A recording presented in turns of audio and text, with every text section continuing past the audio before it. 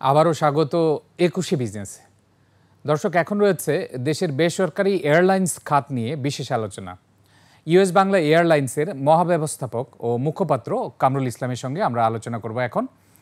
দর্শক, একুশে বিজনেসে এই অংশটি দেখছেন আলোক হেলথ কেয়ার অ্যান্ড হাসপাতালের সৌজন্যে, powered by National Agricare Group. আপনাকে স্বাগত একুশে বিজনেসে। ধন্যবাদ। প্রথমে জানতে চাই, এবারে বাজেটে ট্যুরিজম খাতে কি পরিমাণ বরাদ্দ পেয়েছে অথবা কাঙ্ক্ষিত লেভেলে বরাদ্দ পেয়েছে কি? প্রথমে আপনি আসলে যে প্রশ্নটা দিয়ে শুরু করেছেন, এটা আমি বলবো যে বাংলাদেশের যে বর্তমান যে বিভিন্ন সেক্টরগুলো আছে, বিজনেস যে সেক্টরগুলো আছে, আমার কাছে যেটা মনে হচ্ছে সাম্প্রতিক বছরগুলোর মধ্যে চলতি বছরই আসলে সবচেয়ে লেস প্রায়োরিটি একটা খাত হিসেবে আসলে আমি বলবো এভিয়েশন ট্যুরিজমকে প্রায়োরিটাইজ করা হয়েছে। বিকজ গত কয়েকটা বছরে আমরা দেখেছি যে যেখানে প্রস্তাবিত যে বাজেটে যে অংশটা ছিল সেটা মোর দ্যান 5,000 ক্রোর কাছাকাছি, সেখানে সংশোধিত বাজেটে সেটা হয়তো 4,000 ক্রোর কাছাকাছি হয়তো থাকছে। বাট চলতি বছর প্রস্তাবিত বাজেটই ছিল নিয়ারলি 2,000 ক্রোর, যেটা আমি বলবো যে প্রায় অলমোস্ট 50% রিডিউস করেছে বাজেটই। সেখানে আমাদের আসলে যে এক্সপেকটেশনটা ছিল আসলে এই খাত থেকে যে ডেভেলপমেন্টের প্লাস হচ্ছে আমাদের যে জিডিপি যে কন্ট্রিবিউশনের একটা সুযোগ ছিল, আমি বলবো যে সেটা তো আসলে আমরা শুরুতেই আমরা একটা হোঁচট খেয়েছি আমি বলবো যে চলতে অর্থ বছরে। আচ্ছা, এই খাত দিয়ে জিডিপিতে কন্ট্রিবিউশনটা কেমন হয়ে থাকে প্রত্যেক বছর? নিয়ারলি আসলে আমি বলবো যে গত কয়েক বছর ধরে আমাদের যে আছে নিয়ারলি 3%-এর মধ্যে aviation tourism and hotel industry থেকে। বাট যেখানে পার্শ্ববর্তী দেশগুলোতে বিশেষ করে ইন্ডিয়াতে প্রায় 6-7% আছে, মায়ানমারে আছে নিয়ারলি 7%-এর কাছাকাছি, শ্রীলঙ্কাতে প্রায় মোর দ্যান 9%, মালদ্বীপে আছে প্রায় 30% প্লাস। তো সব কিছু মিলে আমি বলবো যে পার্শ্ববর্তী দেশগুলো, সার্ক কান্ট্রি যেসব দেশগুলো আছে, সেখান থেকে আসলে সর্বনিম্ন যে কন্ট্রিবিউশনটা আছে, বাট সেটা আমি বলবো যে সেই সুযোগটা আমাদের হাতেও আছে। বাংলাদেশে অনেক ট্যুরিজম সেক্টর মানে ট্যুরিস্ট জোনগুলো আছে কিংবা আমাদের যে আর্কিওলজিক্যাল যেসব ব্যাপারগুলো আছে সেটাকে আসলে আমি যদি গ্রিপে নিয়ে এসে বাংলাদেশটাকে আসলে প্রমোট করার সুযোগ পাই, তো সেখানে আমি বলবো যে এই কন্ট্রিবিউশনটা 3% থেকে 6-7% যাওয়াটা আসলে খুব বেশি দূর ব্যাপার না। বাট সেই জায়গাটা যদি আসলে সরকারের প্রত্যক্ষ সহযোগিতাগুলো না থাকে আসলে, তাইলে আমি বলবো প্রাইভেট সেক্টর থেকে সেই জায়গাটায় পৌঁছানো যাবে না। তাহলে অবশ্যই আশা করা যায় যে নেক্সট বাজেটে এই খাতের জন্য অবশ্যই বরাদ্দ বাড়ানো উচিত, যদি এই খাত দিয়ে আমাদের দেশকে আসলে প্রমোট করা যায়। এক্স্যাক্টলি। আরেকটি বিষয় এখন আপনার কাছে জানতে যাচ্ছি, ইউএস বাংলার অনেকগুলো ফ্লাইট চালু হয়েছে সৌদি আরবে এবং মিডল ইস্টে অনেক ধরনের ফ্লাইট রয়েছে। আপনি যদি একটু এয়ারলাইন্সের টিকিট প্রাইস নিয়ে একটু বলতেন, এখন যে টিকিটের রেঞ্জটা রয়েছে এটা কেমন? সবচেয়ে বড় জিনিস হচ্ছে যে আমরা যখনই আসলে টিকিট ফেয়ার নিয়ে কথা বলি, সবসময় আসলে কম্প্যারিজনের জায়গাটা হচ্ছে প্রি কোভিডকে টার্গেট করি। আসলে সবার আসলে একটা কনসেপ্ট ডেভেলপ হয়ে আছে যে আগে যদি সম্ভব হতো এখন কেন আসলে সম্ভব হচ্ছে না। এর ভিতরে অনেকগুলো ফ্যাক্টর আছে যেটার জন্য সম্ভব হচ্ছে না। আপনি দেখেন যে টাকার যে ডিভ্যালুয়েশনটা আছে, আপনি দেখেন প্রি কোভিডে আমাদের ডলার ছিল নিয়ারলি 80 টাকা আর 85 টাকার কাছাকাছি, সেখানে এখন মোর দেন 120 টাকা আমাদেরকে ডলার এক্সচেঞ্জ রেটে হয়ে যাচ্ছে। সেখানে অলমোস্ট 30% কিন্তু এখানে টাকার ডিভ্যালুয়েশনটা হয়েছে। আরেকটা জিনিস আপনি দেখেন যে শুধুমাত্র যে ডলার ডিক্রিজের জন্য হয়েছে তা না, আপনার ওভারঅল আমাদের যে জেট ফুয়েল প্রাইস আছে, সেই জেট ফুয়েল প্রাইসও তখন ছিল নিয়ারলি 46-47 টাকা পার লিটার জেট ফুয়েল, সেখানে এখন বর্তমানে প্রায় নিয়ারলি 90-95 টাকা পার লিটার জেট ফুয়েল, যেটা 110-120 টাকা পর্যন্ত চলে গেছিল। তো এই যে জেট ফুয়েল প্রাইসটা ইনক্রিজ করার কারণে ফেয়ারটার উপর একটা ডিরেক্ট প্রভাব পড়ছে। বিকজ একটা এয়ারলাইন্সের যে কোনো রুটের অপারেশন কস্টের মোর দেন 50% হচ্ছে জেট ফুয়েল প্রাইস। আচ্ছা, তা জেট ফুয়েল প্রাইসের ভ্যালু যদি আপনার 100% ইনক্রিজ করে, স্বাভাবিকভাবে পূর্বাবস্থায় আসলে ফেয়ারটাকে রাখাটা পূর্বাবস্থায় রাখা যাবে না। কিন্তু আপনি যদি দেখেন একসময় 35-40 হাজার টাকায় যদি যাওয়া যেতে পারতো, এখন 80,000 টাকা লাগে, প্রায় ডাবল হয়ে গেছে এয়ার টিকিট। সেই অনুযায়ী জেট ফুয়েল প্রাইস অথবা কারেন্সি ডিভ্যালুয়েশন, এই দুইটা মিলে কি আসলে 100%ই ফেয়ার বেড়ে যাওয়ার মতো? আপনার জাস্ট কথার উপর বেস করে বলি যে শুধুমাত্র বাংলাদেশের প্রেক্ষাপটে যে আমাদের বিভিন্ন ট্যাক্সগুলো ইনক্রিজ করেছে তা না। এয়ারপোর্ট ট্যাক্স বলেন কিংবা সিকিউরিটি ট্যাক্স, ডেভেলপমেন্ট ট্যাক্স, যেগুলো যেইটাই না, শুধুমাত্র বাংলাদেশ না, আমরা যে এন্ডগুলোতে আসলে বিজনেস পরিচালনা করছি ঠিক সেখানেও কিন্তু একই অবস্থা আসলে বিরাজ করছে, সেখানেও কিন্তু ইনক্রিজ করেছে। আরেকটা জিনিস আমি বলি যে আমাদের ঢাকা থেকে কুয়ালালামপুরে আমরা যে ফ্লাইটটা অপারেট প্রোভাইড করি, লাইক বোয়িং 737-800 এয়ারক্রাফট, সেখানে ঢাকায় আমার একটা ল্যান্ডিংয়ের জন্য আমাকে পে করতে হচ্ছে নিয়ারলি $2.5 লক্ষ টাকার কাছাকাছি।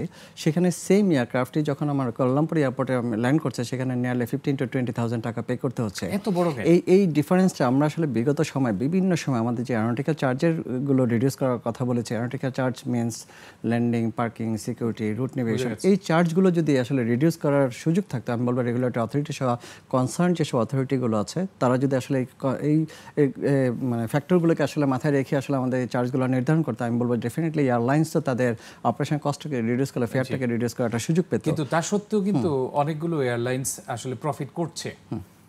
তার মানে কি আসলে এই যে চার্জেসগুলো সহ প্রফিট করছে, সেক্ষেত্রে যদি এই চার্জেসগুলো কমিয়ে দেওয়া হয় সেই অনুপাতে কি ভাড়া কমতে পারে? আমার কাছে মনে হয় যে যদি আপনি অপারেশন কস্টটাকে রিডিউস করার একটা সুযোগ করে দেন, ডেফিনেটলি ভাড়াও সেই রেশিওতে একটা কমার একটা সম্ভাবনা আছে। বিকজ এয়ারলাইন্স অপারেশনটা 100% ডিপেন্ডস অন অপারেশনাল কস্ট। আপনি যদি অপারেশন কস্টকে রিডিউস না করতে পারেন, কোনোভাবে এয়ারলাইন্স তার সাস্টেনেবিলিটি বজায় রাখার জন্য আপনাকে কোনোভাবে ফেয়ার রিডিউস করার সুযোগ নেই। আচ্ছা, এখন আমরা যদি মিডল ইস্টে দেখি, আমাদের প্রবাসী ভাইরা অনেক বড় একটা বাজার রয়েছে মিডল ইস্টে, এবং প্রবাসী ভাইরা সবসময় বলে থাকেন যে আসলে যখন যে কোনো বাংলাদেশ বিমান থেকে বলা হতো স্পেসিফিক্যালি, সেবাটা আসলে সবাই কাঙ্ক্ষিত লেভেলে পায় না, বিশেষ করে বাংলাদেশে যে কোনো এয়ারলাইন্সের ক্ষেত্রে। এই ক্ষেত্রে কি কিছুটা উন্নতি হয়েছে সেবার মানের ক্ষেত্রে? আপনাকে যদি বলি যে আজকে ইউএস বাংলা এয়ারলাইন্স 11 বছর থেকে 12 বছরে পদার্পণ করেছে, এই 12 বছর যে যাত্রাপথ, এটা আমি বলবো 100% প্যাসেঞ্জারদের স্যাটিসফ্যাকশন কিংবা ট্রাস্ট অর্ধে আছে বলেই আসলে US Bangla Airlines day by day আসলে সামনে থেকে এগিয়ে যাওয়ার চেষ্টা করছে। আপনি ডেভেলপমেন্ট আমি যদি এইভাবে বলি যে আপনার যখন একটা এয়ারলাইন্সে যখন ফ্লিট ইনক্রিজ করে, রুট ইনক্রিজ করে, এমপ্লয়মেন্ট অপরচুনিটি বাড়ে, স্বাভাবিকভাবে একটা এয়ারলাইন্স একটা পজিটিভ ওয়েতেই থাকছে। তো সেই জায়গাটা ইউএস বাংলা কিন্তু বর্তমানে আমরা 2টা এয়ারক্রাফট নিয়ে যাত্রা শুরু করেছিলাম 11 বছর আগে, সেখানে এখন আমাদের 24টা এয়ারক্রাফট আছে, যেখানে এয়ারবাস 330 যেটা 436 আসনের 2টা এয়ারক্রাফট আছে, 9টা বোয়িং 737-800 এয়ারক্রাফট ইউজ করছে। আশা করছি উইদিন 1 মান্থ আমাদের আরেকটা এয়ারবাস 330 এয়ারক্রাফট যোগ হতে যাচ্ছে। এই এয়ারক্রাফটগুলো বেসিক্যালি যে আমাদের মিডল ইস্টে যেসব ডেস্টিনেশন লাইক জেদ্দা কিংবা রিয়াদ কিংবা কুয়ালালামপুরে আমাদের যে ম্যানপাওয়ার বেস যেসব ডেস্টিনেশনগুলো আছে সেখানে আমরা ইউজ করছি। ইন ফিউচারে আমাদের টার্গেট আছে 2026-এর শেষ নাগাদ আমরা ইউরোপের যে ডেস্টিনেশন লাইক লন্ডনে এবং রোমে আমাদের ফ্লাইট পরিচালনার একটা পরিকল্পনা নিয়ে আগাচ্ছি, এবং সাথে সাথে আমরা 2028-এ টরন্টো এবং নিউ ইয়র্ক নিয়ে আমরা কাজ করছি। আপনাকে এটা শুধু পরিকল্পনার কথা বলছেন, আমরা আশা করছি। এবং আপনাকে শুধু এতটুকু বলি, ইউএস বাংলা গত 11 বছরে শুধু পরিকল্পনা বাস্তবায়নের মাধ্যমে, পরিকল্পনা এবং বাস্তবায়ন দুইটাকে সাথে নিয়ে আসলে এগিয়ে যাওয়ার চেষ্টা করছে। এবং আমি বলবো যে আমাদের 100% আমাদের বাংলাদেশি প্যাসেঞ্জারদের উপর ট্রাস্ট আছে, যেটা আমাদের এয়ারলাইন্সকে এগিয়ে নেওয়ার জন্য পাশে থাকবে। আচ্ছা, এই ক্ষেত্রে যদি আমি ডোমেস্টিক আসি, আপনি 24টি এয়ারক্রাফটের কথা বললেন, ডোমেস্টিক ফ্লাইটে কতগুলো আছে? ডোমেস্টিক আমরা আসলে যে এয়ারক্রাফটগুলো ইউজ করছি, এটা 70-600 এবং ড্যাশের, সেখানে আমাদের এখন এই মুহূর্তে 13টা এয়ারক্রাফট ইউজ হচ্ছে। যেই এয়ারক্রাফটগুলো দিয়ে আমরা বাংলাদেশের অভ্যন্তরীণ যেসব ডেস্টিনেশনগুলো আছে লাইক কক্সবাজার, সিলেট, চিটাগাং, সৈয়দপুর, রাজশাহী, বরিশাল এবং যশোর, এবং বর্তমানে বরিশাল রুটটাকে সাসপেন্ডেড আছে, বাট বাকি আদার ডেস্টিনেশন সবগুলোই কিন্তু আমরা বরিশাল রুটে সাসপেন্ডেড কি কোনো নির্দিষ্ট কারণে?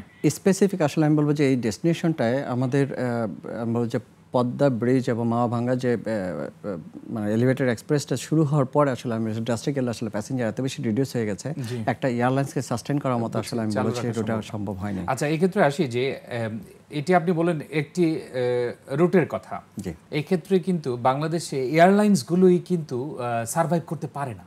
এরকম অনেক এয়ারলাইন্স এসছে, অপারেশনে থাকতে পারেনি, আসলে এই যে অপারেটিং কস্টই চালাতে পারেনি। এটা কেন হয়?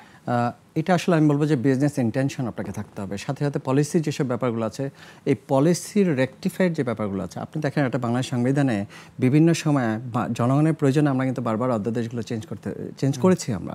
তো সেই জায়গাটায় একটা এয়ারলাইন্স যখন শুরু করে কিংবা প্রাইভেট এয়ারলাইন্সের যখন যাত্রাপথটা সেই 28 বছর 29 বছর আগে শুরু হয়, তখন যে পলিসিগুলো আছে এখনও যদি সেই সব পলিসির মধ্যেই আমরা আসলে থাকি, তাহলে আমি বলবো যে অনেক এয়ারলাইন্সের সাস্টেন করাটা আসলে ভেরি ডিফিকাল্ট হবে। তো সেই জায়গাটায় আপনি দেখেন যে বন্ধ হওয়ার মিছিলটা, আপনি জিএমজি এয়ারলাইন্সের কথা বলেন, United Airways, Regent Airways, air power, তেরা বেঙ্গল, বেস্ট এয়ার, অনেকগুলো এয়ারলাইন্স কিন্তু আসলে আমি বলবো বন্ধ হয়ে গেছে। পিছনে এটা যেমন আসলে বিজনেস পলিসিতে যেমন সমস্যা আছে, ওভারঅল এভিয়েশন পলিসির মধ্যে প্রবলেম আছে, আমাদের যে অপারেশন কস্ট, লিকুইডিটির যে অ্যাভেলেবিলিটির যে ব্যাপার আছে, সেটাও আসলে অনেক এয়ারলাইন্সের হয়তো আমরা আরো ডিটেইলসে জানবো বিজনেস পলিসি নিয়ে, তারপর এভিয়েশন পলিসি নিয়ে। একটা ছোট্ট বিরতিতে যাচ্ছি। দর্শক, এই পর্যায়ে দিচ্ছে একটা বিরতি, ফিরছি একটু পরে, ততক্ষণ আমাদের সঙ্গেই থাকুন।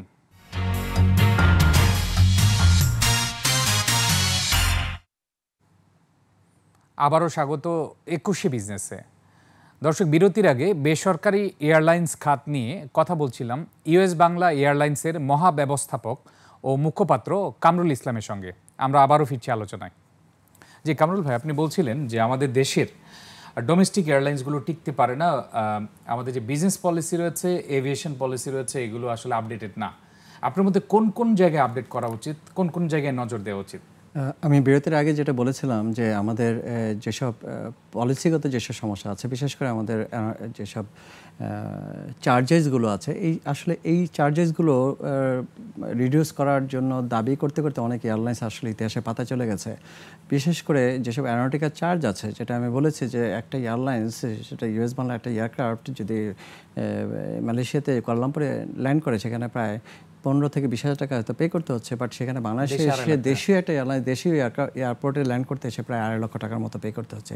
এই যে ডিফারেন্স অফ মানি, এটা আসলে টোটালি আসলে অপারেশন কস্টের উপরে আসলে যে সেটা প্রভাব পড়ছে, দিন শেষে সেটা ফেয়ারের উপরে যে প্রভাব পড়ছে। তো এই যে চার্জেসগুলো আছে, এই চার্জগুলো আমি বলবো যে আমরা বারবারই রেগুলেটরি অথরিটি সব কনসার্ন মন্ত্রণালয়কে আসলে রিকোয়েস্ট করেছি যেন আমাদের এই চার্জগুলোকে রিডিউস করে এবং সেটা লজিক্যাল অ্যামাউন্টের যদি নির্ধারণ করা হয়, তাহলে সেটা আমাদের সাস্টেইন করাটা সহজ হবে।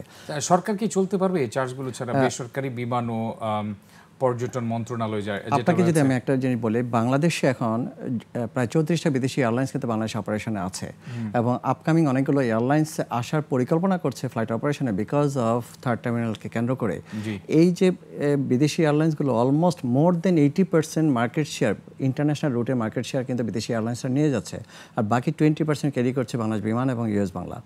আপনি যদি এই দেশীয় এয়ারলাইন্সকে যদি আপনার টিকে রাখতে হয়, তাহলে ডেফিনেটলি আপনার আইদার সাবসিডাইজড ওয়েতে আপনাকে যেতে হবে, অথবা আপনাকে ডিফারেন্ট বিদেশি এয়ারলাইন্সগুলোকে চার্জ করে কেমন? আপনি দেখেন একটা বিদেশি সেম চার্জ, কিন্তু বিদেশি এয়ারলাইন্স আপনি ডেইলি হয়তো একটা ফ্লাইট অপারেট করছে কিংবা 2টা ফ্লাইট অপারেট, আমাকে round the year thousands flights operate করতে হচ্ছে। তা আপনাকে যদি একটা দেশীয় এয়ারলাইন্সকে যদি আপনি লাইসেন্স দেন ব্যবসা পরিচালনা করার জন্য, টিকে রাখার দায়িত্ব যেমন এয়ারলাইন্সের আছে, তেমন টিকে রাখার দায়িত্ব কিন্তু অথরিটির আছে। আচ্ছা, আপনার উত্তরের ক্ষেত্রে এরোনটিক্যাল চার্জের ক্ষেত্রে আপনি থার্ড টার্মিনালটাকে একটু যদি প্রসঙ্গে নিয়ে আসেন, যে ওইটার সম্ভাবনাটাকে কিভাবে কাজে লাগিয়ে এই বিজনেস পলিসি, এভিয়েশন পলিসি পরিবর্তন করা?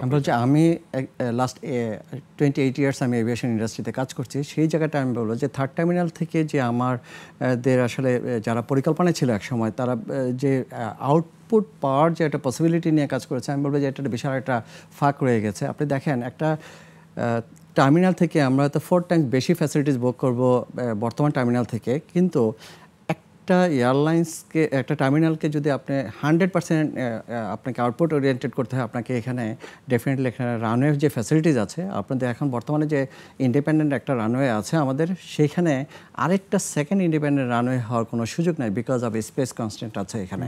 আপনি যদি সেকেন্ড কোনো রানওয়ে যদি না করতে পারেন, আপনার 3টা টার্মিনালকে একটা রানওয়ে দিয়ে ল্যান্ডিং পার্কে, মানে ল্যান্ডিং সহ আপনার ডিপার্চার অ্যারাইভাল প্রত্যেকটা জিনিস আপনাকে ম্যানেজ করতে হবে, যেটা আমি বলবো যে ইন ফিউচারে আমাদের এখন যে ফ্লাইটগুলো রানওয়ের কারণে কিংবা এটিসির কারণে যদি আমাদের ডিলে হয়ে থাকে, সেটা পার্সেন্টেজ কিন্তু ডে বাই ডে এটা বাড়তে থাকবে। আচ্ছা, ঢাকার বাইরে তো রানওয়ে করা সম্ভব না? ঢাকার বাইরেও রানওয়ে, বাস আপনাকে এই হযরত শাহজালাল ইন্টারন্যাশনাল এয়ারপোর্টে আপনাকে আরেকটা রানওয়ের একটা ফ্যাসিলিটিস রেখে আসলে এই ধরনের টার্মিনালের আসলে উপস্থিতি নেওয়া উচিত ছিল, বাট এখন আসলে সেই সুযোগটাও নাই। আমি বলবো যে এটা থেকে 100% আউটপুট ওরিয়েন্টেড পাওয়ার একটা সুযোগটা আসলে আমি বলবো আমরা বঞ্চিত হচ্ছি, বিকজ একটা সুন্দর একটা বাড়ি তৈরি করেছি বাট রাস্তা রাখি নাই, ব্যাপারটা এমন দাঁড়িয়েছে। বাট সেই জায়গাটা আমি বলবো যে এটা যেহেতু আসলে এখন আর কিছু করার নাই, বাট আমাদের ওভারঅল যে 24 ঘন্টার যে টাইম ম্যানেজমেন্ট, সেইটাকে মেনটেন করি আসলে ইন ফিউচারে আসলে আমি বলবো যে হয়তো এয়ারপোর্ট অথরিটি সেভাবে চিন্তা করছে, বিভিন্ন বিদেশি এয়ারলাইন্সগুলো সহ বর্তমান যে এয়ারলাইন্সগুলো আছে, তাদের যে ফ্লাইট ফ্রিকোয়েন্সি বাড়ার যে পরিকল্পনা আছে, সেটাকে আসলে হয়তো রাউন্ড দ্য ডে হয়তো সেটা পরিকল্পনা হয়তো এভাবে নেবে। জি, স্কেজুলিং এ একটু এদিক সেদিক করে আর কি করা যেতে পারে। এয়ারলাইন্স খাতে আর কি চ্যালেঞ্জ রয়েছে? আমি বলবো যে বিগত দিনে যেসব এয়ারলাইন্সগুলো বন্ধ হয়ে গেছে, সেটা আমি বলবো যে শুধুমাত্র যে সরকারের পলিসিগত ব্যাপার ছিল, প্রবলেম ছিল, সেটা না।